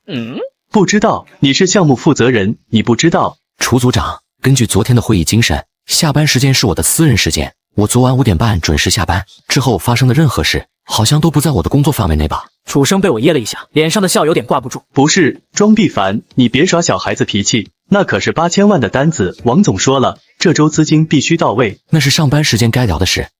现在是9点05分，如果你需要我联系沈总，请提交正式的客户沟通申请单，审批流程走完，我会处理。什么申请单？以前不都是直接打吗？以前是以前，以前我内卷，现在我整改。为了不给团队制造焦虑，一切按流程来。就在这时，王总的秘书冲了过来。庄经理，王总让你马上进去。沈总刚刚发来正式公函，说我们公司缺乏职业素养，取消合作，还要起诉我们违约。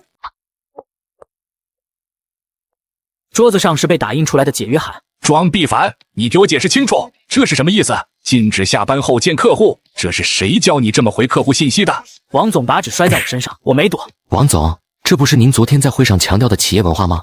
您说下班处理工作是恶意内卷，您说要保护员工的私人时间。沈总约的时间是晚上8点，地点是他的酒店，这完全属于下班时间和非工作场所。我看着王总愤怒的脸，继续补刀。如果我去了，那就是带头违反公司规定，是给团队成员制造焦虑。为了团队的和谐，为了贯彻落实您的反内卷精神，我只能忍痛拒绝。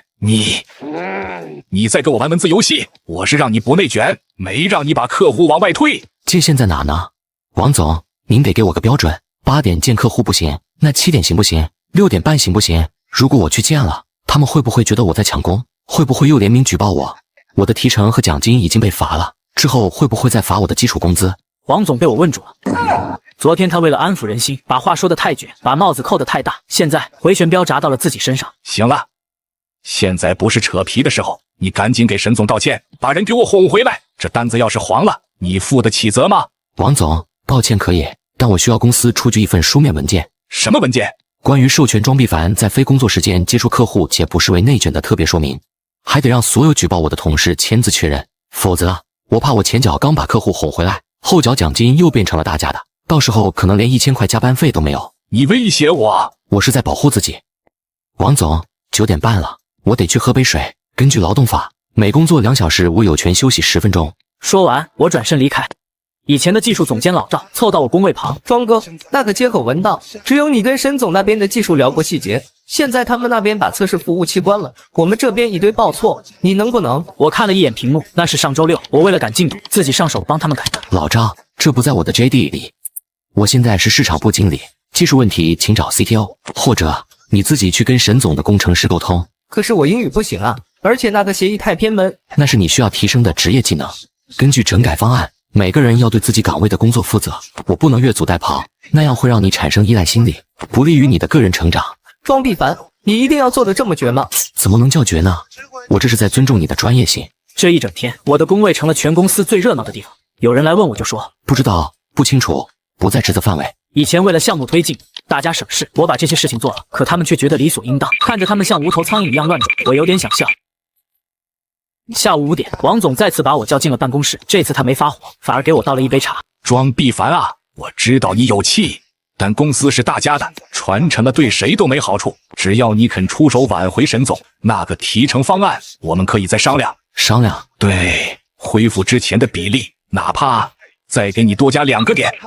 突然，办公室的门被推开。王总，不好了，沈总他怎么了？回心转意了？不，他在社交媒体上发了文，说遇到了他见过的最不专业的团队，而且他说他已经把订单给了我们的竞争对手宏达科技。宏达科技，那是我们最大的死对头。宏达，他们怎么可能这么快接手？这项目的技术壁垒至少需要3个月的磨合期。屏幕上是宏达科技刚刚发布的公告，配图是一张签约仪式的照片。不可能，这不可能！庄必凡，你跟沈总关系那么好，你难道一点风声都没听到？王总，我早就说了，我不内卷。竞争对手的动态，那是竞对分析专员的工作。我下班后不看新闻，不聊工作，怎么会知道？我早就说了，我不内卷。竞争对手的动态，那是竞对分析专员的工作。我下班后不看新闻，不聊工作，怎么会知道？他的眼里充满了怀疑，但又抓不到把柄。毕竟这几天我都在公司坐着，手机也没响过几次。所有人都看着我按章办事。畜生，你是干什么吃的？这么大的事，你一点都没察觉，还要等到人家发公告才知道。王总，我这2天都在忙着联系沈总的助理，可他们根本不接电话啊！废物，一群废物！王总，快5点半了，如果没别的事，我先收拾东西准备下班了。站住！庄必凡，你不能走！这个项目是你一手带起来的，所有的核心资料都在你手里。现在虽然丢了单子，但我们要起诉宏达不正当竞争。你今晚必须把所有的往来邮件、会议记录整理出来，我们要取证。换做以前，我会通宵整理材料，哪怕是为了报复宏达，但现在……抱歉，王总，我的电脑已经关机了，而且整理这些资料需要查阅历史存档，那是档案管理员的工作。至于邮件，都在服务器上，技术部随时可以调取。我现在命令你去做。您可以命令我，但我有权拒绝违法的加班指令。毕竟我那1000块的加班费已经在这个月用完了。说完，我不再理会身后的咆哮，推门而出。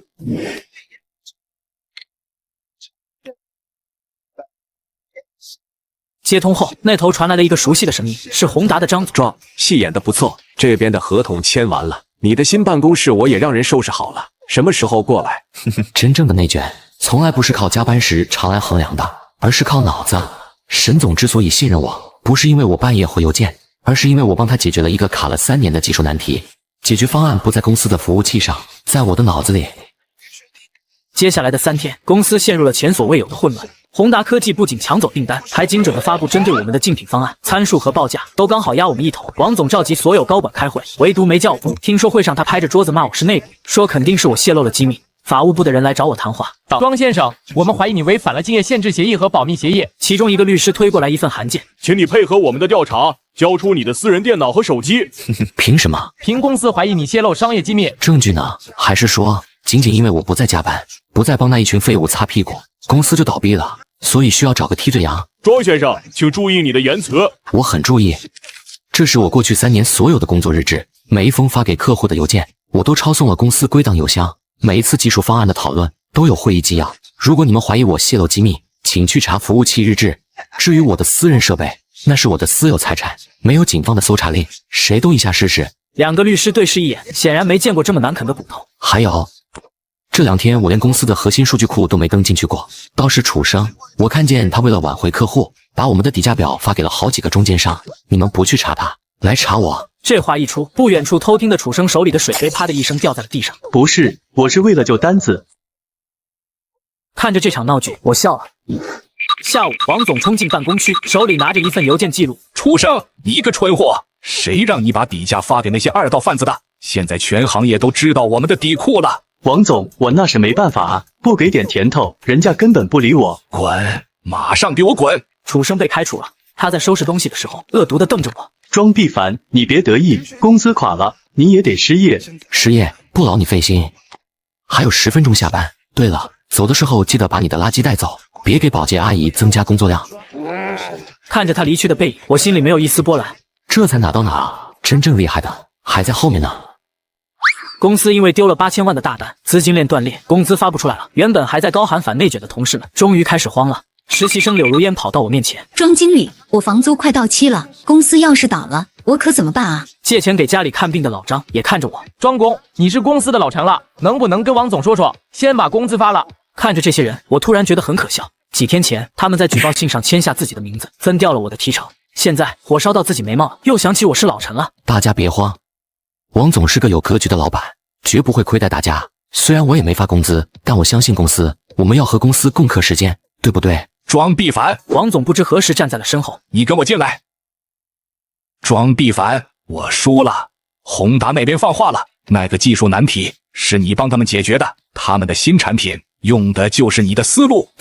我不明白，你在公司3年，我对你不薄，为什么不薄？王总，这3年我为你拿下了多少单子，我带出了多少人，在你们眼里，这些都是理所应当的。当我为了公司利益拼命的时候，你们在背后捅刀子，这就是你所谓的不薄。你为了平息一群庸才的嫉妒，牺牲了功臣的利益，你以为这是管理艺术，其实这是自掘坟墓。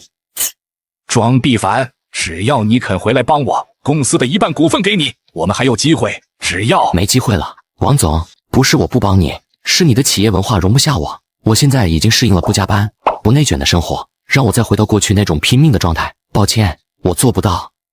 而且我已经向公司提交了辞职信，根据劳动法，30天后自动离职，但这30天我会严格遵守公司规定，按时打卡，绝不早退。这就是我的阳谋，我不走，就在这看着这艘破船一点点沉下去，而我会是最后跳船且毫发无伤的人。接下来的日子，我每天准时上下班，同事们看我的眼神变了，他们终于意识到，没有了我的技术兜底，老赵的项目彻底瘫痪，没有了我的客户资源，市场部连个像样的询价电话都接不到，公司开始裁员，第一批就是实习生柳如烟和几个浑水摸鱼的老油条。柳如烟走的那天，哭着来找我道歉。庄经理，对不起，我不该签那个字的，是楚生逼我的。没事，年轻人嘛，总要交点学费，以后记住了，在职场上别被人当枪使。柳如烟哭着走了，我看着她的工位，没有怜悯。就在我离职倒计时的最后一天，沈总突然出现在我工位前，全公司的人都惊呆了。毕凡，咱们又见面了，听说你要离开这里了，太好了。宏达那边一直在等你，他们把技术副总的位置给你留着呢。技术副总，年薪100万，还有期权。王总站在办公室门口，看着我和沈总谈笑风生，眼神里充满了悔恨。走吧，毕凡，车在楼下等着，今晚我们得好好喝一杯，庆祝你脱离苦海。那些曾经举报我的同事们，此刻都低着头，他们还在为明天的饭碗发愁，而我已经踏上了新的征程。王总，再见，祝您的反内卷公司前程似锦。到了宏达，同事和我闲聊，聊起了前东家。听说王总卖了房子抵债，勉强发了遣散费。老赵因为年纪大、技术落后，没人要，去送外卖了。楚生因为泄露商业机密，在这个行业彻底混不下去了。而我正在宏达的庆功宴上。庄总，这次多亏了你，不仅拿下了沈总的单子，还把我们的老对手给熬死了。这一杯敬你。张总客气了，是他们自己作死。我只是顺水推舟，其实我并没有做什么，只是收回了自己的付出。有些人就像吸血鬼，当你源源不断的输血时，他们觉得理所当然；只有当你拔掉管子，他们缺血了才会明白你的价值。宴会进行到一半，我的手机响了。庄必凡，我知道我现在说什么都晚了，但我这里有一份东西，你可能感兴趣。什么东西？当初举报你的那封信，其实不是楚生发起的。王总的声音里带着诡异的报复快感。是宏达的张总私下里买通了楚生，让他搞垮你的团队心态。他知道只要你在，宏达就赢不了。目光穿过人群，看着正和沈总谈笑风生的张总。原来如此，这就是所谓的商战。我不只是被一群蠢货背刺了，我是被算计了，而且我还帮着算计我的人，搞垮了自己的老东家。谢谢你的消息，王总。心里那股刚刚平息的火又烧了起来。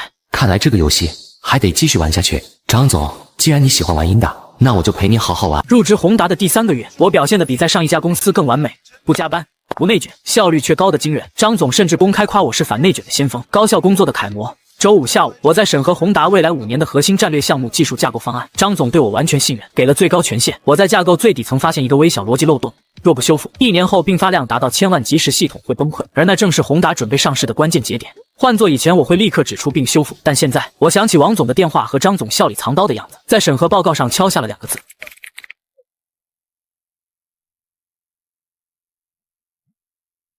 手机响了，是沈总发来的信息，约我周末去钓鱼。这才是生活。至于宏达的未来，那是张总该操心的事情。我只是一个遵守规则、按时下班的打工人而已。我知道，一场更大的风暴正在我的沉默中酝酿。谁是猎人，谁是猎物，咱们走着瞧。你被开除了。人事经理将一份辞退书狠狠甩在我脸上，理由是我这个占据公司半数业绩、手握大半核心客户的人，长期拒绝加班，无法胜任本职工作。我转身就走，在全公司幸灾乐祸的注视下，拨通了一个电话。苏总，我是庄必凡，我自由了。电话那头传来兴奋的声音：庄必凡，我们辉煌集团的大门随时为你敞开。庄必凡，签了他，公司不需要你这种没有奉献精神还不能胜任工作的废物。所有同事都在看我，有同情，还有幸灾乐祸。我的上司销售部经理楚生正坐在不远处，假装忙碌地看着电脑，嘴角却抑制不住的微微上扬。5年了，我在公司当牛做马5年，从一个实习生做到公司的销冠，公司超过1半的大客户都是我一个一个跑下来，一杯一杯酒喝下来的。说我拒绝加班，是因为我的效率是其他人的3倍。他们需要通宵做的方案，我下午4点就能搞定，我无法胜任工作。上个月，楚生还拿着我做的报表去跟老板邀功，拿了季度奖金。现在年底要发年终奖了，他们却要卸磨杀驴。柳经理，你确定要因为这个理由开除我？柳如烟像是听到了什么天大的笑话。你不服？庄必凡，这里是公司，我就是规则。就算是楚生，我要让他走，他也得乖乖收拾东西滚蛋。他的话音不大，但充满了绝对的权威感。楚生挤出讨好的笑容，对着柳如烟点了点头。柳经理说的是。我看着柳如烟那张写满我就是天的脸，忽然觉得跟他争辩毫无意义。好，我拿起笔，在通知书上签下了自己的名字。很好，识时务者为俊杰。IT 部的人会收回你的电脑，你可以滚了。主机被抱走，显示器被搬离，我奋斗了5年的工位，只剩下一张光秃秃的桌子。活该，谁让他平时那么装，老是准点下班？就是以为自己是销冠就了不起吗？柳经理想让他滚，他就得滚。傻眼了吧？看他还怎么狂！楚生也走了过来，假惺惺地叹了口气。小庄啊，年轻人要懂得变通，要多为公司着想。我没说话，只是掏出手机，当着所有人的面走出了办公室。在走廊尽头，我拨出了那个号码。喂，苏总，我是庄必凡，我自由了。电话那头传来高兴又激动的声音。太好了，庄必凡，你终于想通了。我等你的电话等了整整1年。条件还是之前说的那些吗？电话那头是辉煌集团的总裁苏嫣。不，条件翻倍，销售副总裁的职位，业务提成，公司5%的股份。我只要你，天海集团剩下的废物一个都不要。好，楚生、柳如烟，还有那个高高在上的老板，你们会后悔的，因为你们裁掉的不是一个员工，而是这家公司的大动脉。庄必凡离开后，柳如烟踩着高跟鞋，像个女王正在巡视她的领地，享受着众人的吹捧。柳经理威武，早就看那个庄必凡不顺眼了。就是一个刺头而已，没了他就没人能做业务了吗？同事小刘也凑到楚生身边拍马屁。楚经理，这下您可清静了。庄必凡那家伙仗着自己有点业绩，平时都不把您放在眼里。楚生端着茶杯，故作深沉地吹了口气。年轻人不懂得尊重前辈，迟早要吃大亏。公司离了谁都照样转，他以为他是谁啊？庄必凡手里的客户，从今天起就由我亲自接管了。楚生天真的以为只要我走了，他就会是新的销冠。柳如烟拿起内部电话，拨给了老板的秘书。李秘书，庄必凡这个刺头已经按老板的意思顺利处理掉了。柳经理办事，老板一向放心。整个公司的高层都沉浸在一种轻除异己的快感中。距离我离开公司已经过去了5个小时，楚生信心满满的拨通了我最大的客户王总的电话。王总这人出了名的脾气火爆，油盐不进。当初我磨了他足足3个月，陪他喝了不下20顿酒，才让他同意签下每年3000万的单子。喂，王总您好，我是天海集团的销售经理楚生。楚生，谁呀？我只认小庄，让庄必凡来接电话。王总，是这样的，庄必凡因为个人原因已经从我们公司离职了，以后您的业务将由我亲自负责，您放心，服务绝对比以前更好。什么？离职了？你说小庄走了？是的。那还谈个屁！我们金龙集团跟你们的合作到此为止，以后别再给我打电话。办公室里所有人都听到了王总的咆哮，刚才还喧闹的气氛瞬间死寂。怎么回事？王总他说要终止合作。一个客户而已，大惊小怪什么？继续打，我就不信那些客户是认人还是认公司。楚生颤抖着手，又拨通了第二个大客户四海贸易李董的电话。庄必凡不在了，那合作没得谈了，我们只认庄必凡。第三个天盛科技的刘总，你们把庄必凡开了，你们公司高层脑子是不是进水了？合约终止吧。一个又一个电话打出去，得到的回复几乎一模一样。我们只跟庄必凡合作，小庄不在，生意免谈。你们天海真是自掘坟墓。楚生握着电话的手抖得像秋风中的落叶，办公室里死一般的寂静，所有人终于意识到事情不对了。柳如烟的脸色也终于变了。废物，我来打。他拨通了名单上最后一个最重要的客户，是首富的独子周公子的电话。周公子最难伺候，但出手也最大方，每年1个亿的单子养活了公司小半个销售部。周公子您好呀，我是天海集团的柳。喂，别来烦我，我刚跟凡哥通完电话，他说他跳槽去辉煌了，以后我的单子全部走辉煌，你们天海算个什么东西？柳如烟举着电话，整个人都石化了。突然，一个中年男人从办公室冲了出来，他的脸上写满了惊恐和愤怒。谁把庄必凡开掉的？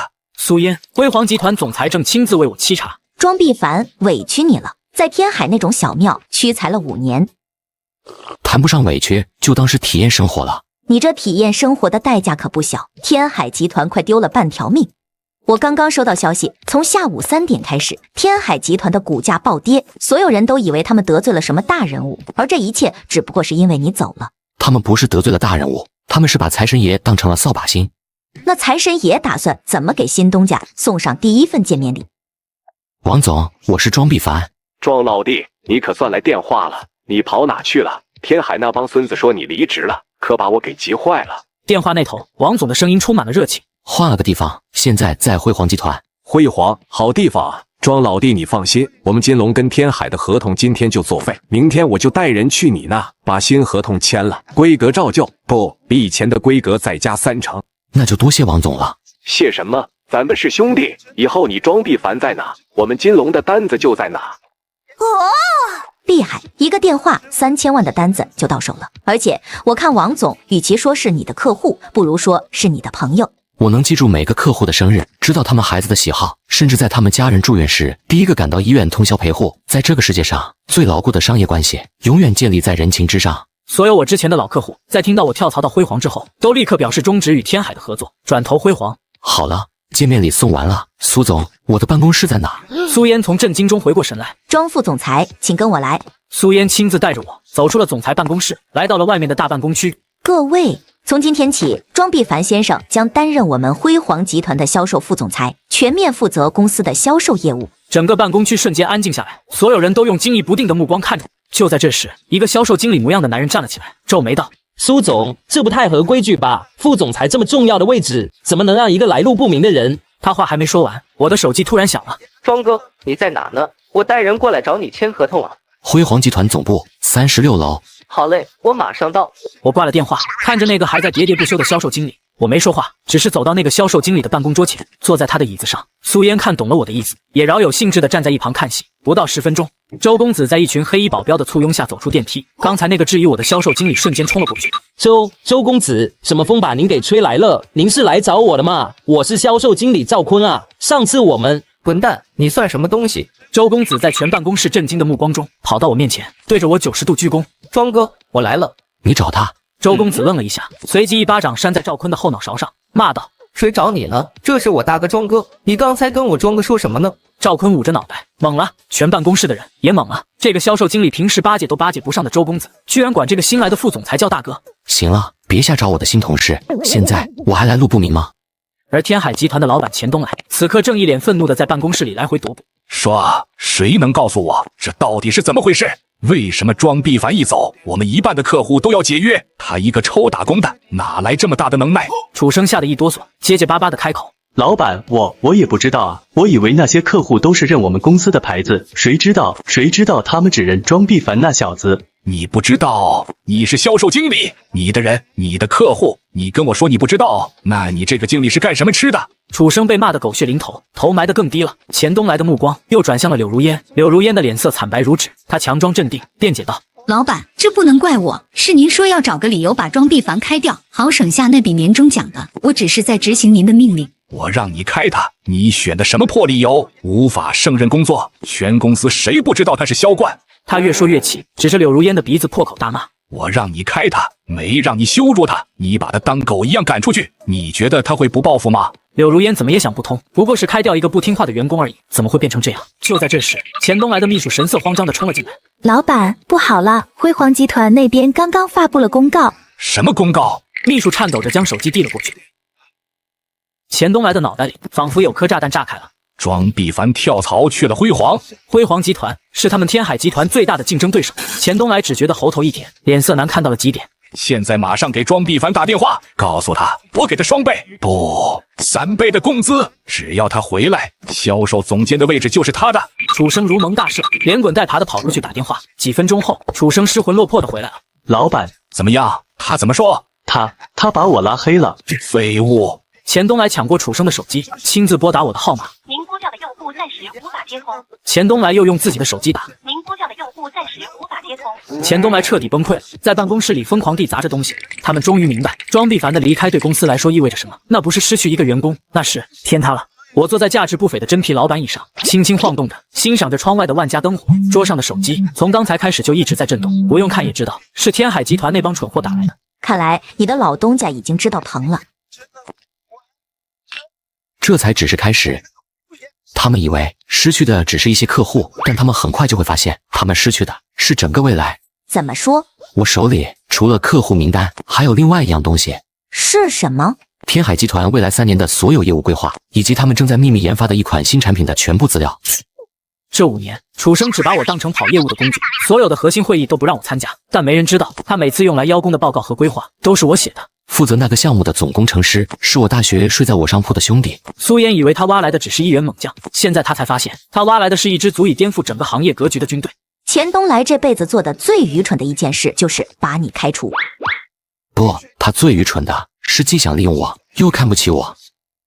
庄必凡，我错了，我不该抢你的功劳，不该看你被开除还幸灾乐祸。求求你接个电话吧，老板说只要你回来，什么条件都好谈。庄哥，我给你跪下了，你再不回来，公司要完了，我也要完了。老板说如果挽回不了损失，就要把我沉到江里去喂鱼啊！祖宗，求你发发慈悲，救救我吧！我看着这些卑微乞求的文字，脸上没有丝毫波澜。就这么算了？当然不，我要的不是他们的乞求，我要的是他们跪在我面前，连乞求的资格都没有。我拨通那个总工程师兄弟的电话。喂，强子，是我。庄哥，你怎么样？我听说你被天海那帮蠢蛋给开了。电话那头传来一个粗犷又愤怒的声音。没事，换了个新地方。对了，你手里的东西准备好了吗？早就准备好了，就等你一句话。妈的，我也早就不想在那个破地方干了，要不是为了等你，我早走了。好，启动 B 计划，今晚我要让天海集团的服务器变成一堆废铁。收到，保证完成任务。釜底抽薪只是第一步，接下来是赶尽杀绝。钱东来、柳如烟、楚生，你们亲手把我推向了深渊，那我也将把你们连同你们引以为傲的一切，一同拖入地狱。这就是你们看不起我的代价。夜色渐深，天海集团的办公室里却依旧灯火通明。柳如烟想不通，事情为什么会变成这样？他只是开除一个他看不顺眼的员工而已啊。喂，是柳如烟，柳经理吗？电话那头是一个年轻女人的声音，带着几分客气。是我，你哪位？我叫辛迪，是猎头公司的。我们这边看到您在各大招聘网站上更新了求职信息，想问问您最近是在看新的工作机会吗？猎头？是啊，天海完了，不代表我柳如烟完了。我可是资深的人事经理，还怕找不到下家吗？是我最近是在考虑新的机会。他努力让自己的声音听起来和平时一样自信。不知道你们公司有什么好的职位推荐？辉煌集团正在招聘一名人事主管，我觉得您的资历非常符合。辉煌集团那可是比天海集团规模更大、前景更好的公司。辉煌集团是不错，那他们的薪资待遇怎么样？这个要看您的能力和面试表现了。不过我可以透露一下，他们的销售副总裁对这次招聘非常重视，会亲自进行面试。好，我很有兴趣，你帮我安排一下面试时间吧。没问题，柳经理，面试时间就定在明天上午10点，地点在辉煌集团总部大楼。到时候您直接去前台报庄副总裁的名字就可以了。你刚才说那个副总裁叫什么？庄必凡啊，就是今天刚从你们天海跳槽过去的那位销售奇才。怎么了，柳经理，您认识他？庄必凡，辉煌集团的销售副总裁，亲自面试。一瞬间，所有的信息都串联了起来。柳如烟想起了自己是怎么把辞退信甩在庄必凡脸上的，想起了自己是怎么嘲讽他是个没用的废物，想起了自己是让他滚出公司的。柳经理，你还在听吗？柳如烟知道他完了。不好了，老板，我们的服务器被黑了。一个技术员冲进钱东来的办公室，所有的数据、客户资料、财务报表，还有正在研发的新产品天启计划的核心代码，全都被删除了。钱东来那张本就死灰的脸，在听到天启计划4个字时，瞬间变成了一片惨白。天启计划可是钱东来赌上全部身家用来翻盘的最后底牌，现在底牌也没了。在失去意识的最后一刻，钱东来的脑海里只剩下一个念头，一切都完了。第二天，一则重磅消息在整个市的商界掀起了滔天巨浪。我看着手机上的新闻，脸上古井无波。庄必凡，这是你做的？你不觉得这样太残忍了吗？残忍？苏总，什么是残忍？是他们把我当成赚钱的工具，最后弃我如履的时候残忍？还是柳如烟指着我骂我是废物，让我在全公司面前颜面尽失的时候残忍？又或者是楚生窃取我的劳动成果，还对我落井下石的时候残忍？我的声音不大，但每一个字都像一记重锤，敲在苏烟的心上。善良和宽容是要留给值得的人的。对于敌人，你唯一的仁慈就是让他死得痛快一点。我明白了，辉煌集团会是你最坚实的后盾。就在这时，我的助理敲门进来。庄总，楼下前台说有一个叫楚生的人跪在大厅里，指名道姓要见您，怎么处理？让他等着。我淡淡的吩咐了一句，然后对苏烟说：苏总，要不要看一场好戏？乐意奉陪。庄必凡，庄哥，我错了，求求你见我一面，我不是人，我是畜生，我有眼不识泰山，求你高抬贵手，放我一条生路吧。我和苏烟站在2楼的走廊上，居高临下的看着这场闹剧，真是难看。好戏还在后头，让他上来吧。几分钟后，楚生从电梯里冲了出来，一看到我就扑通一声跪倒在地，抱着我的腿就开始嚎啕大哭。庄哥，你终于肯见我了，求你跟辉煌集团的高层说，把天海买下来吧，我给你当牛做马都行啊。把你刚才的话再说一遍。我说，求您让辉煌把天海买下来。不是这句，是最后一句。给您当牛做马。楚生，你是不是搞错了什么？现在的你还有资格给我当牛做马吗？我不仅要天海集团破产，我还要让你们所有看不起我的人都明白一个道理：你们曾经抛弃的不是一个可以随意丢弃的垃圾，而是一个你们永生永世都再也无法企及的神。楚生没有在哭喊，也没有在求饶，只是双目无神地看着天花板，嘴里不停地念叨着：没资格了，连当狗的资格都没有了。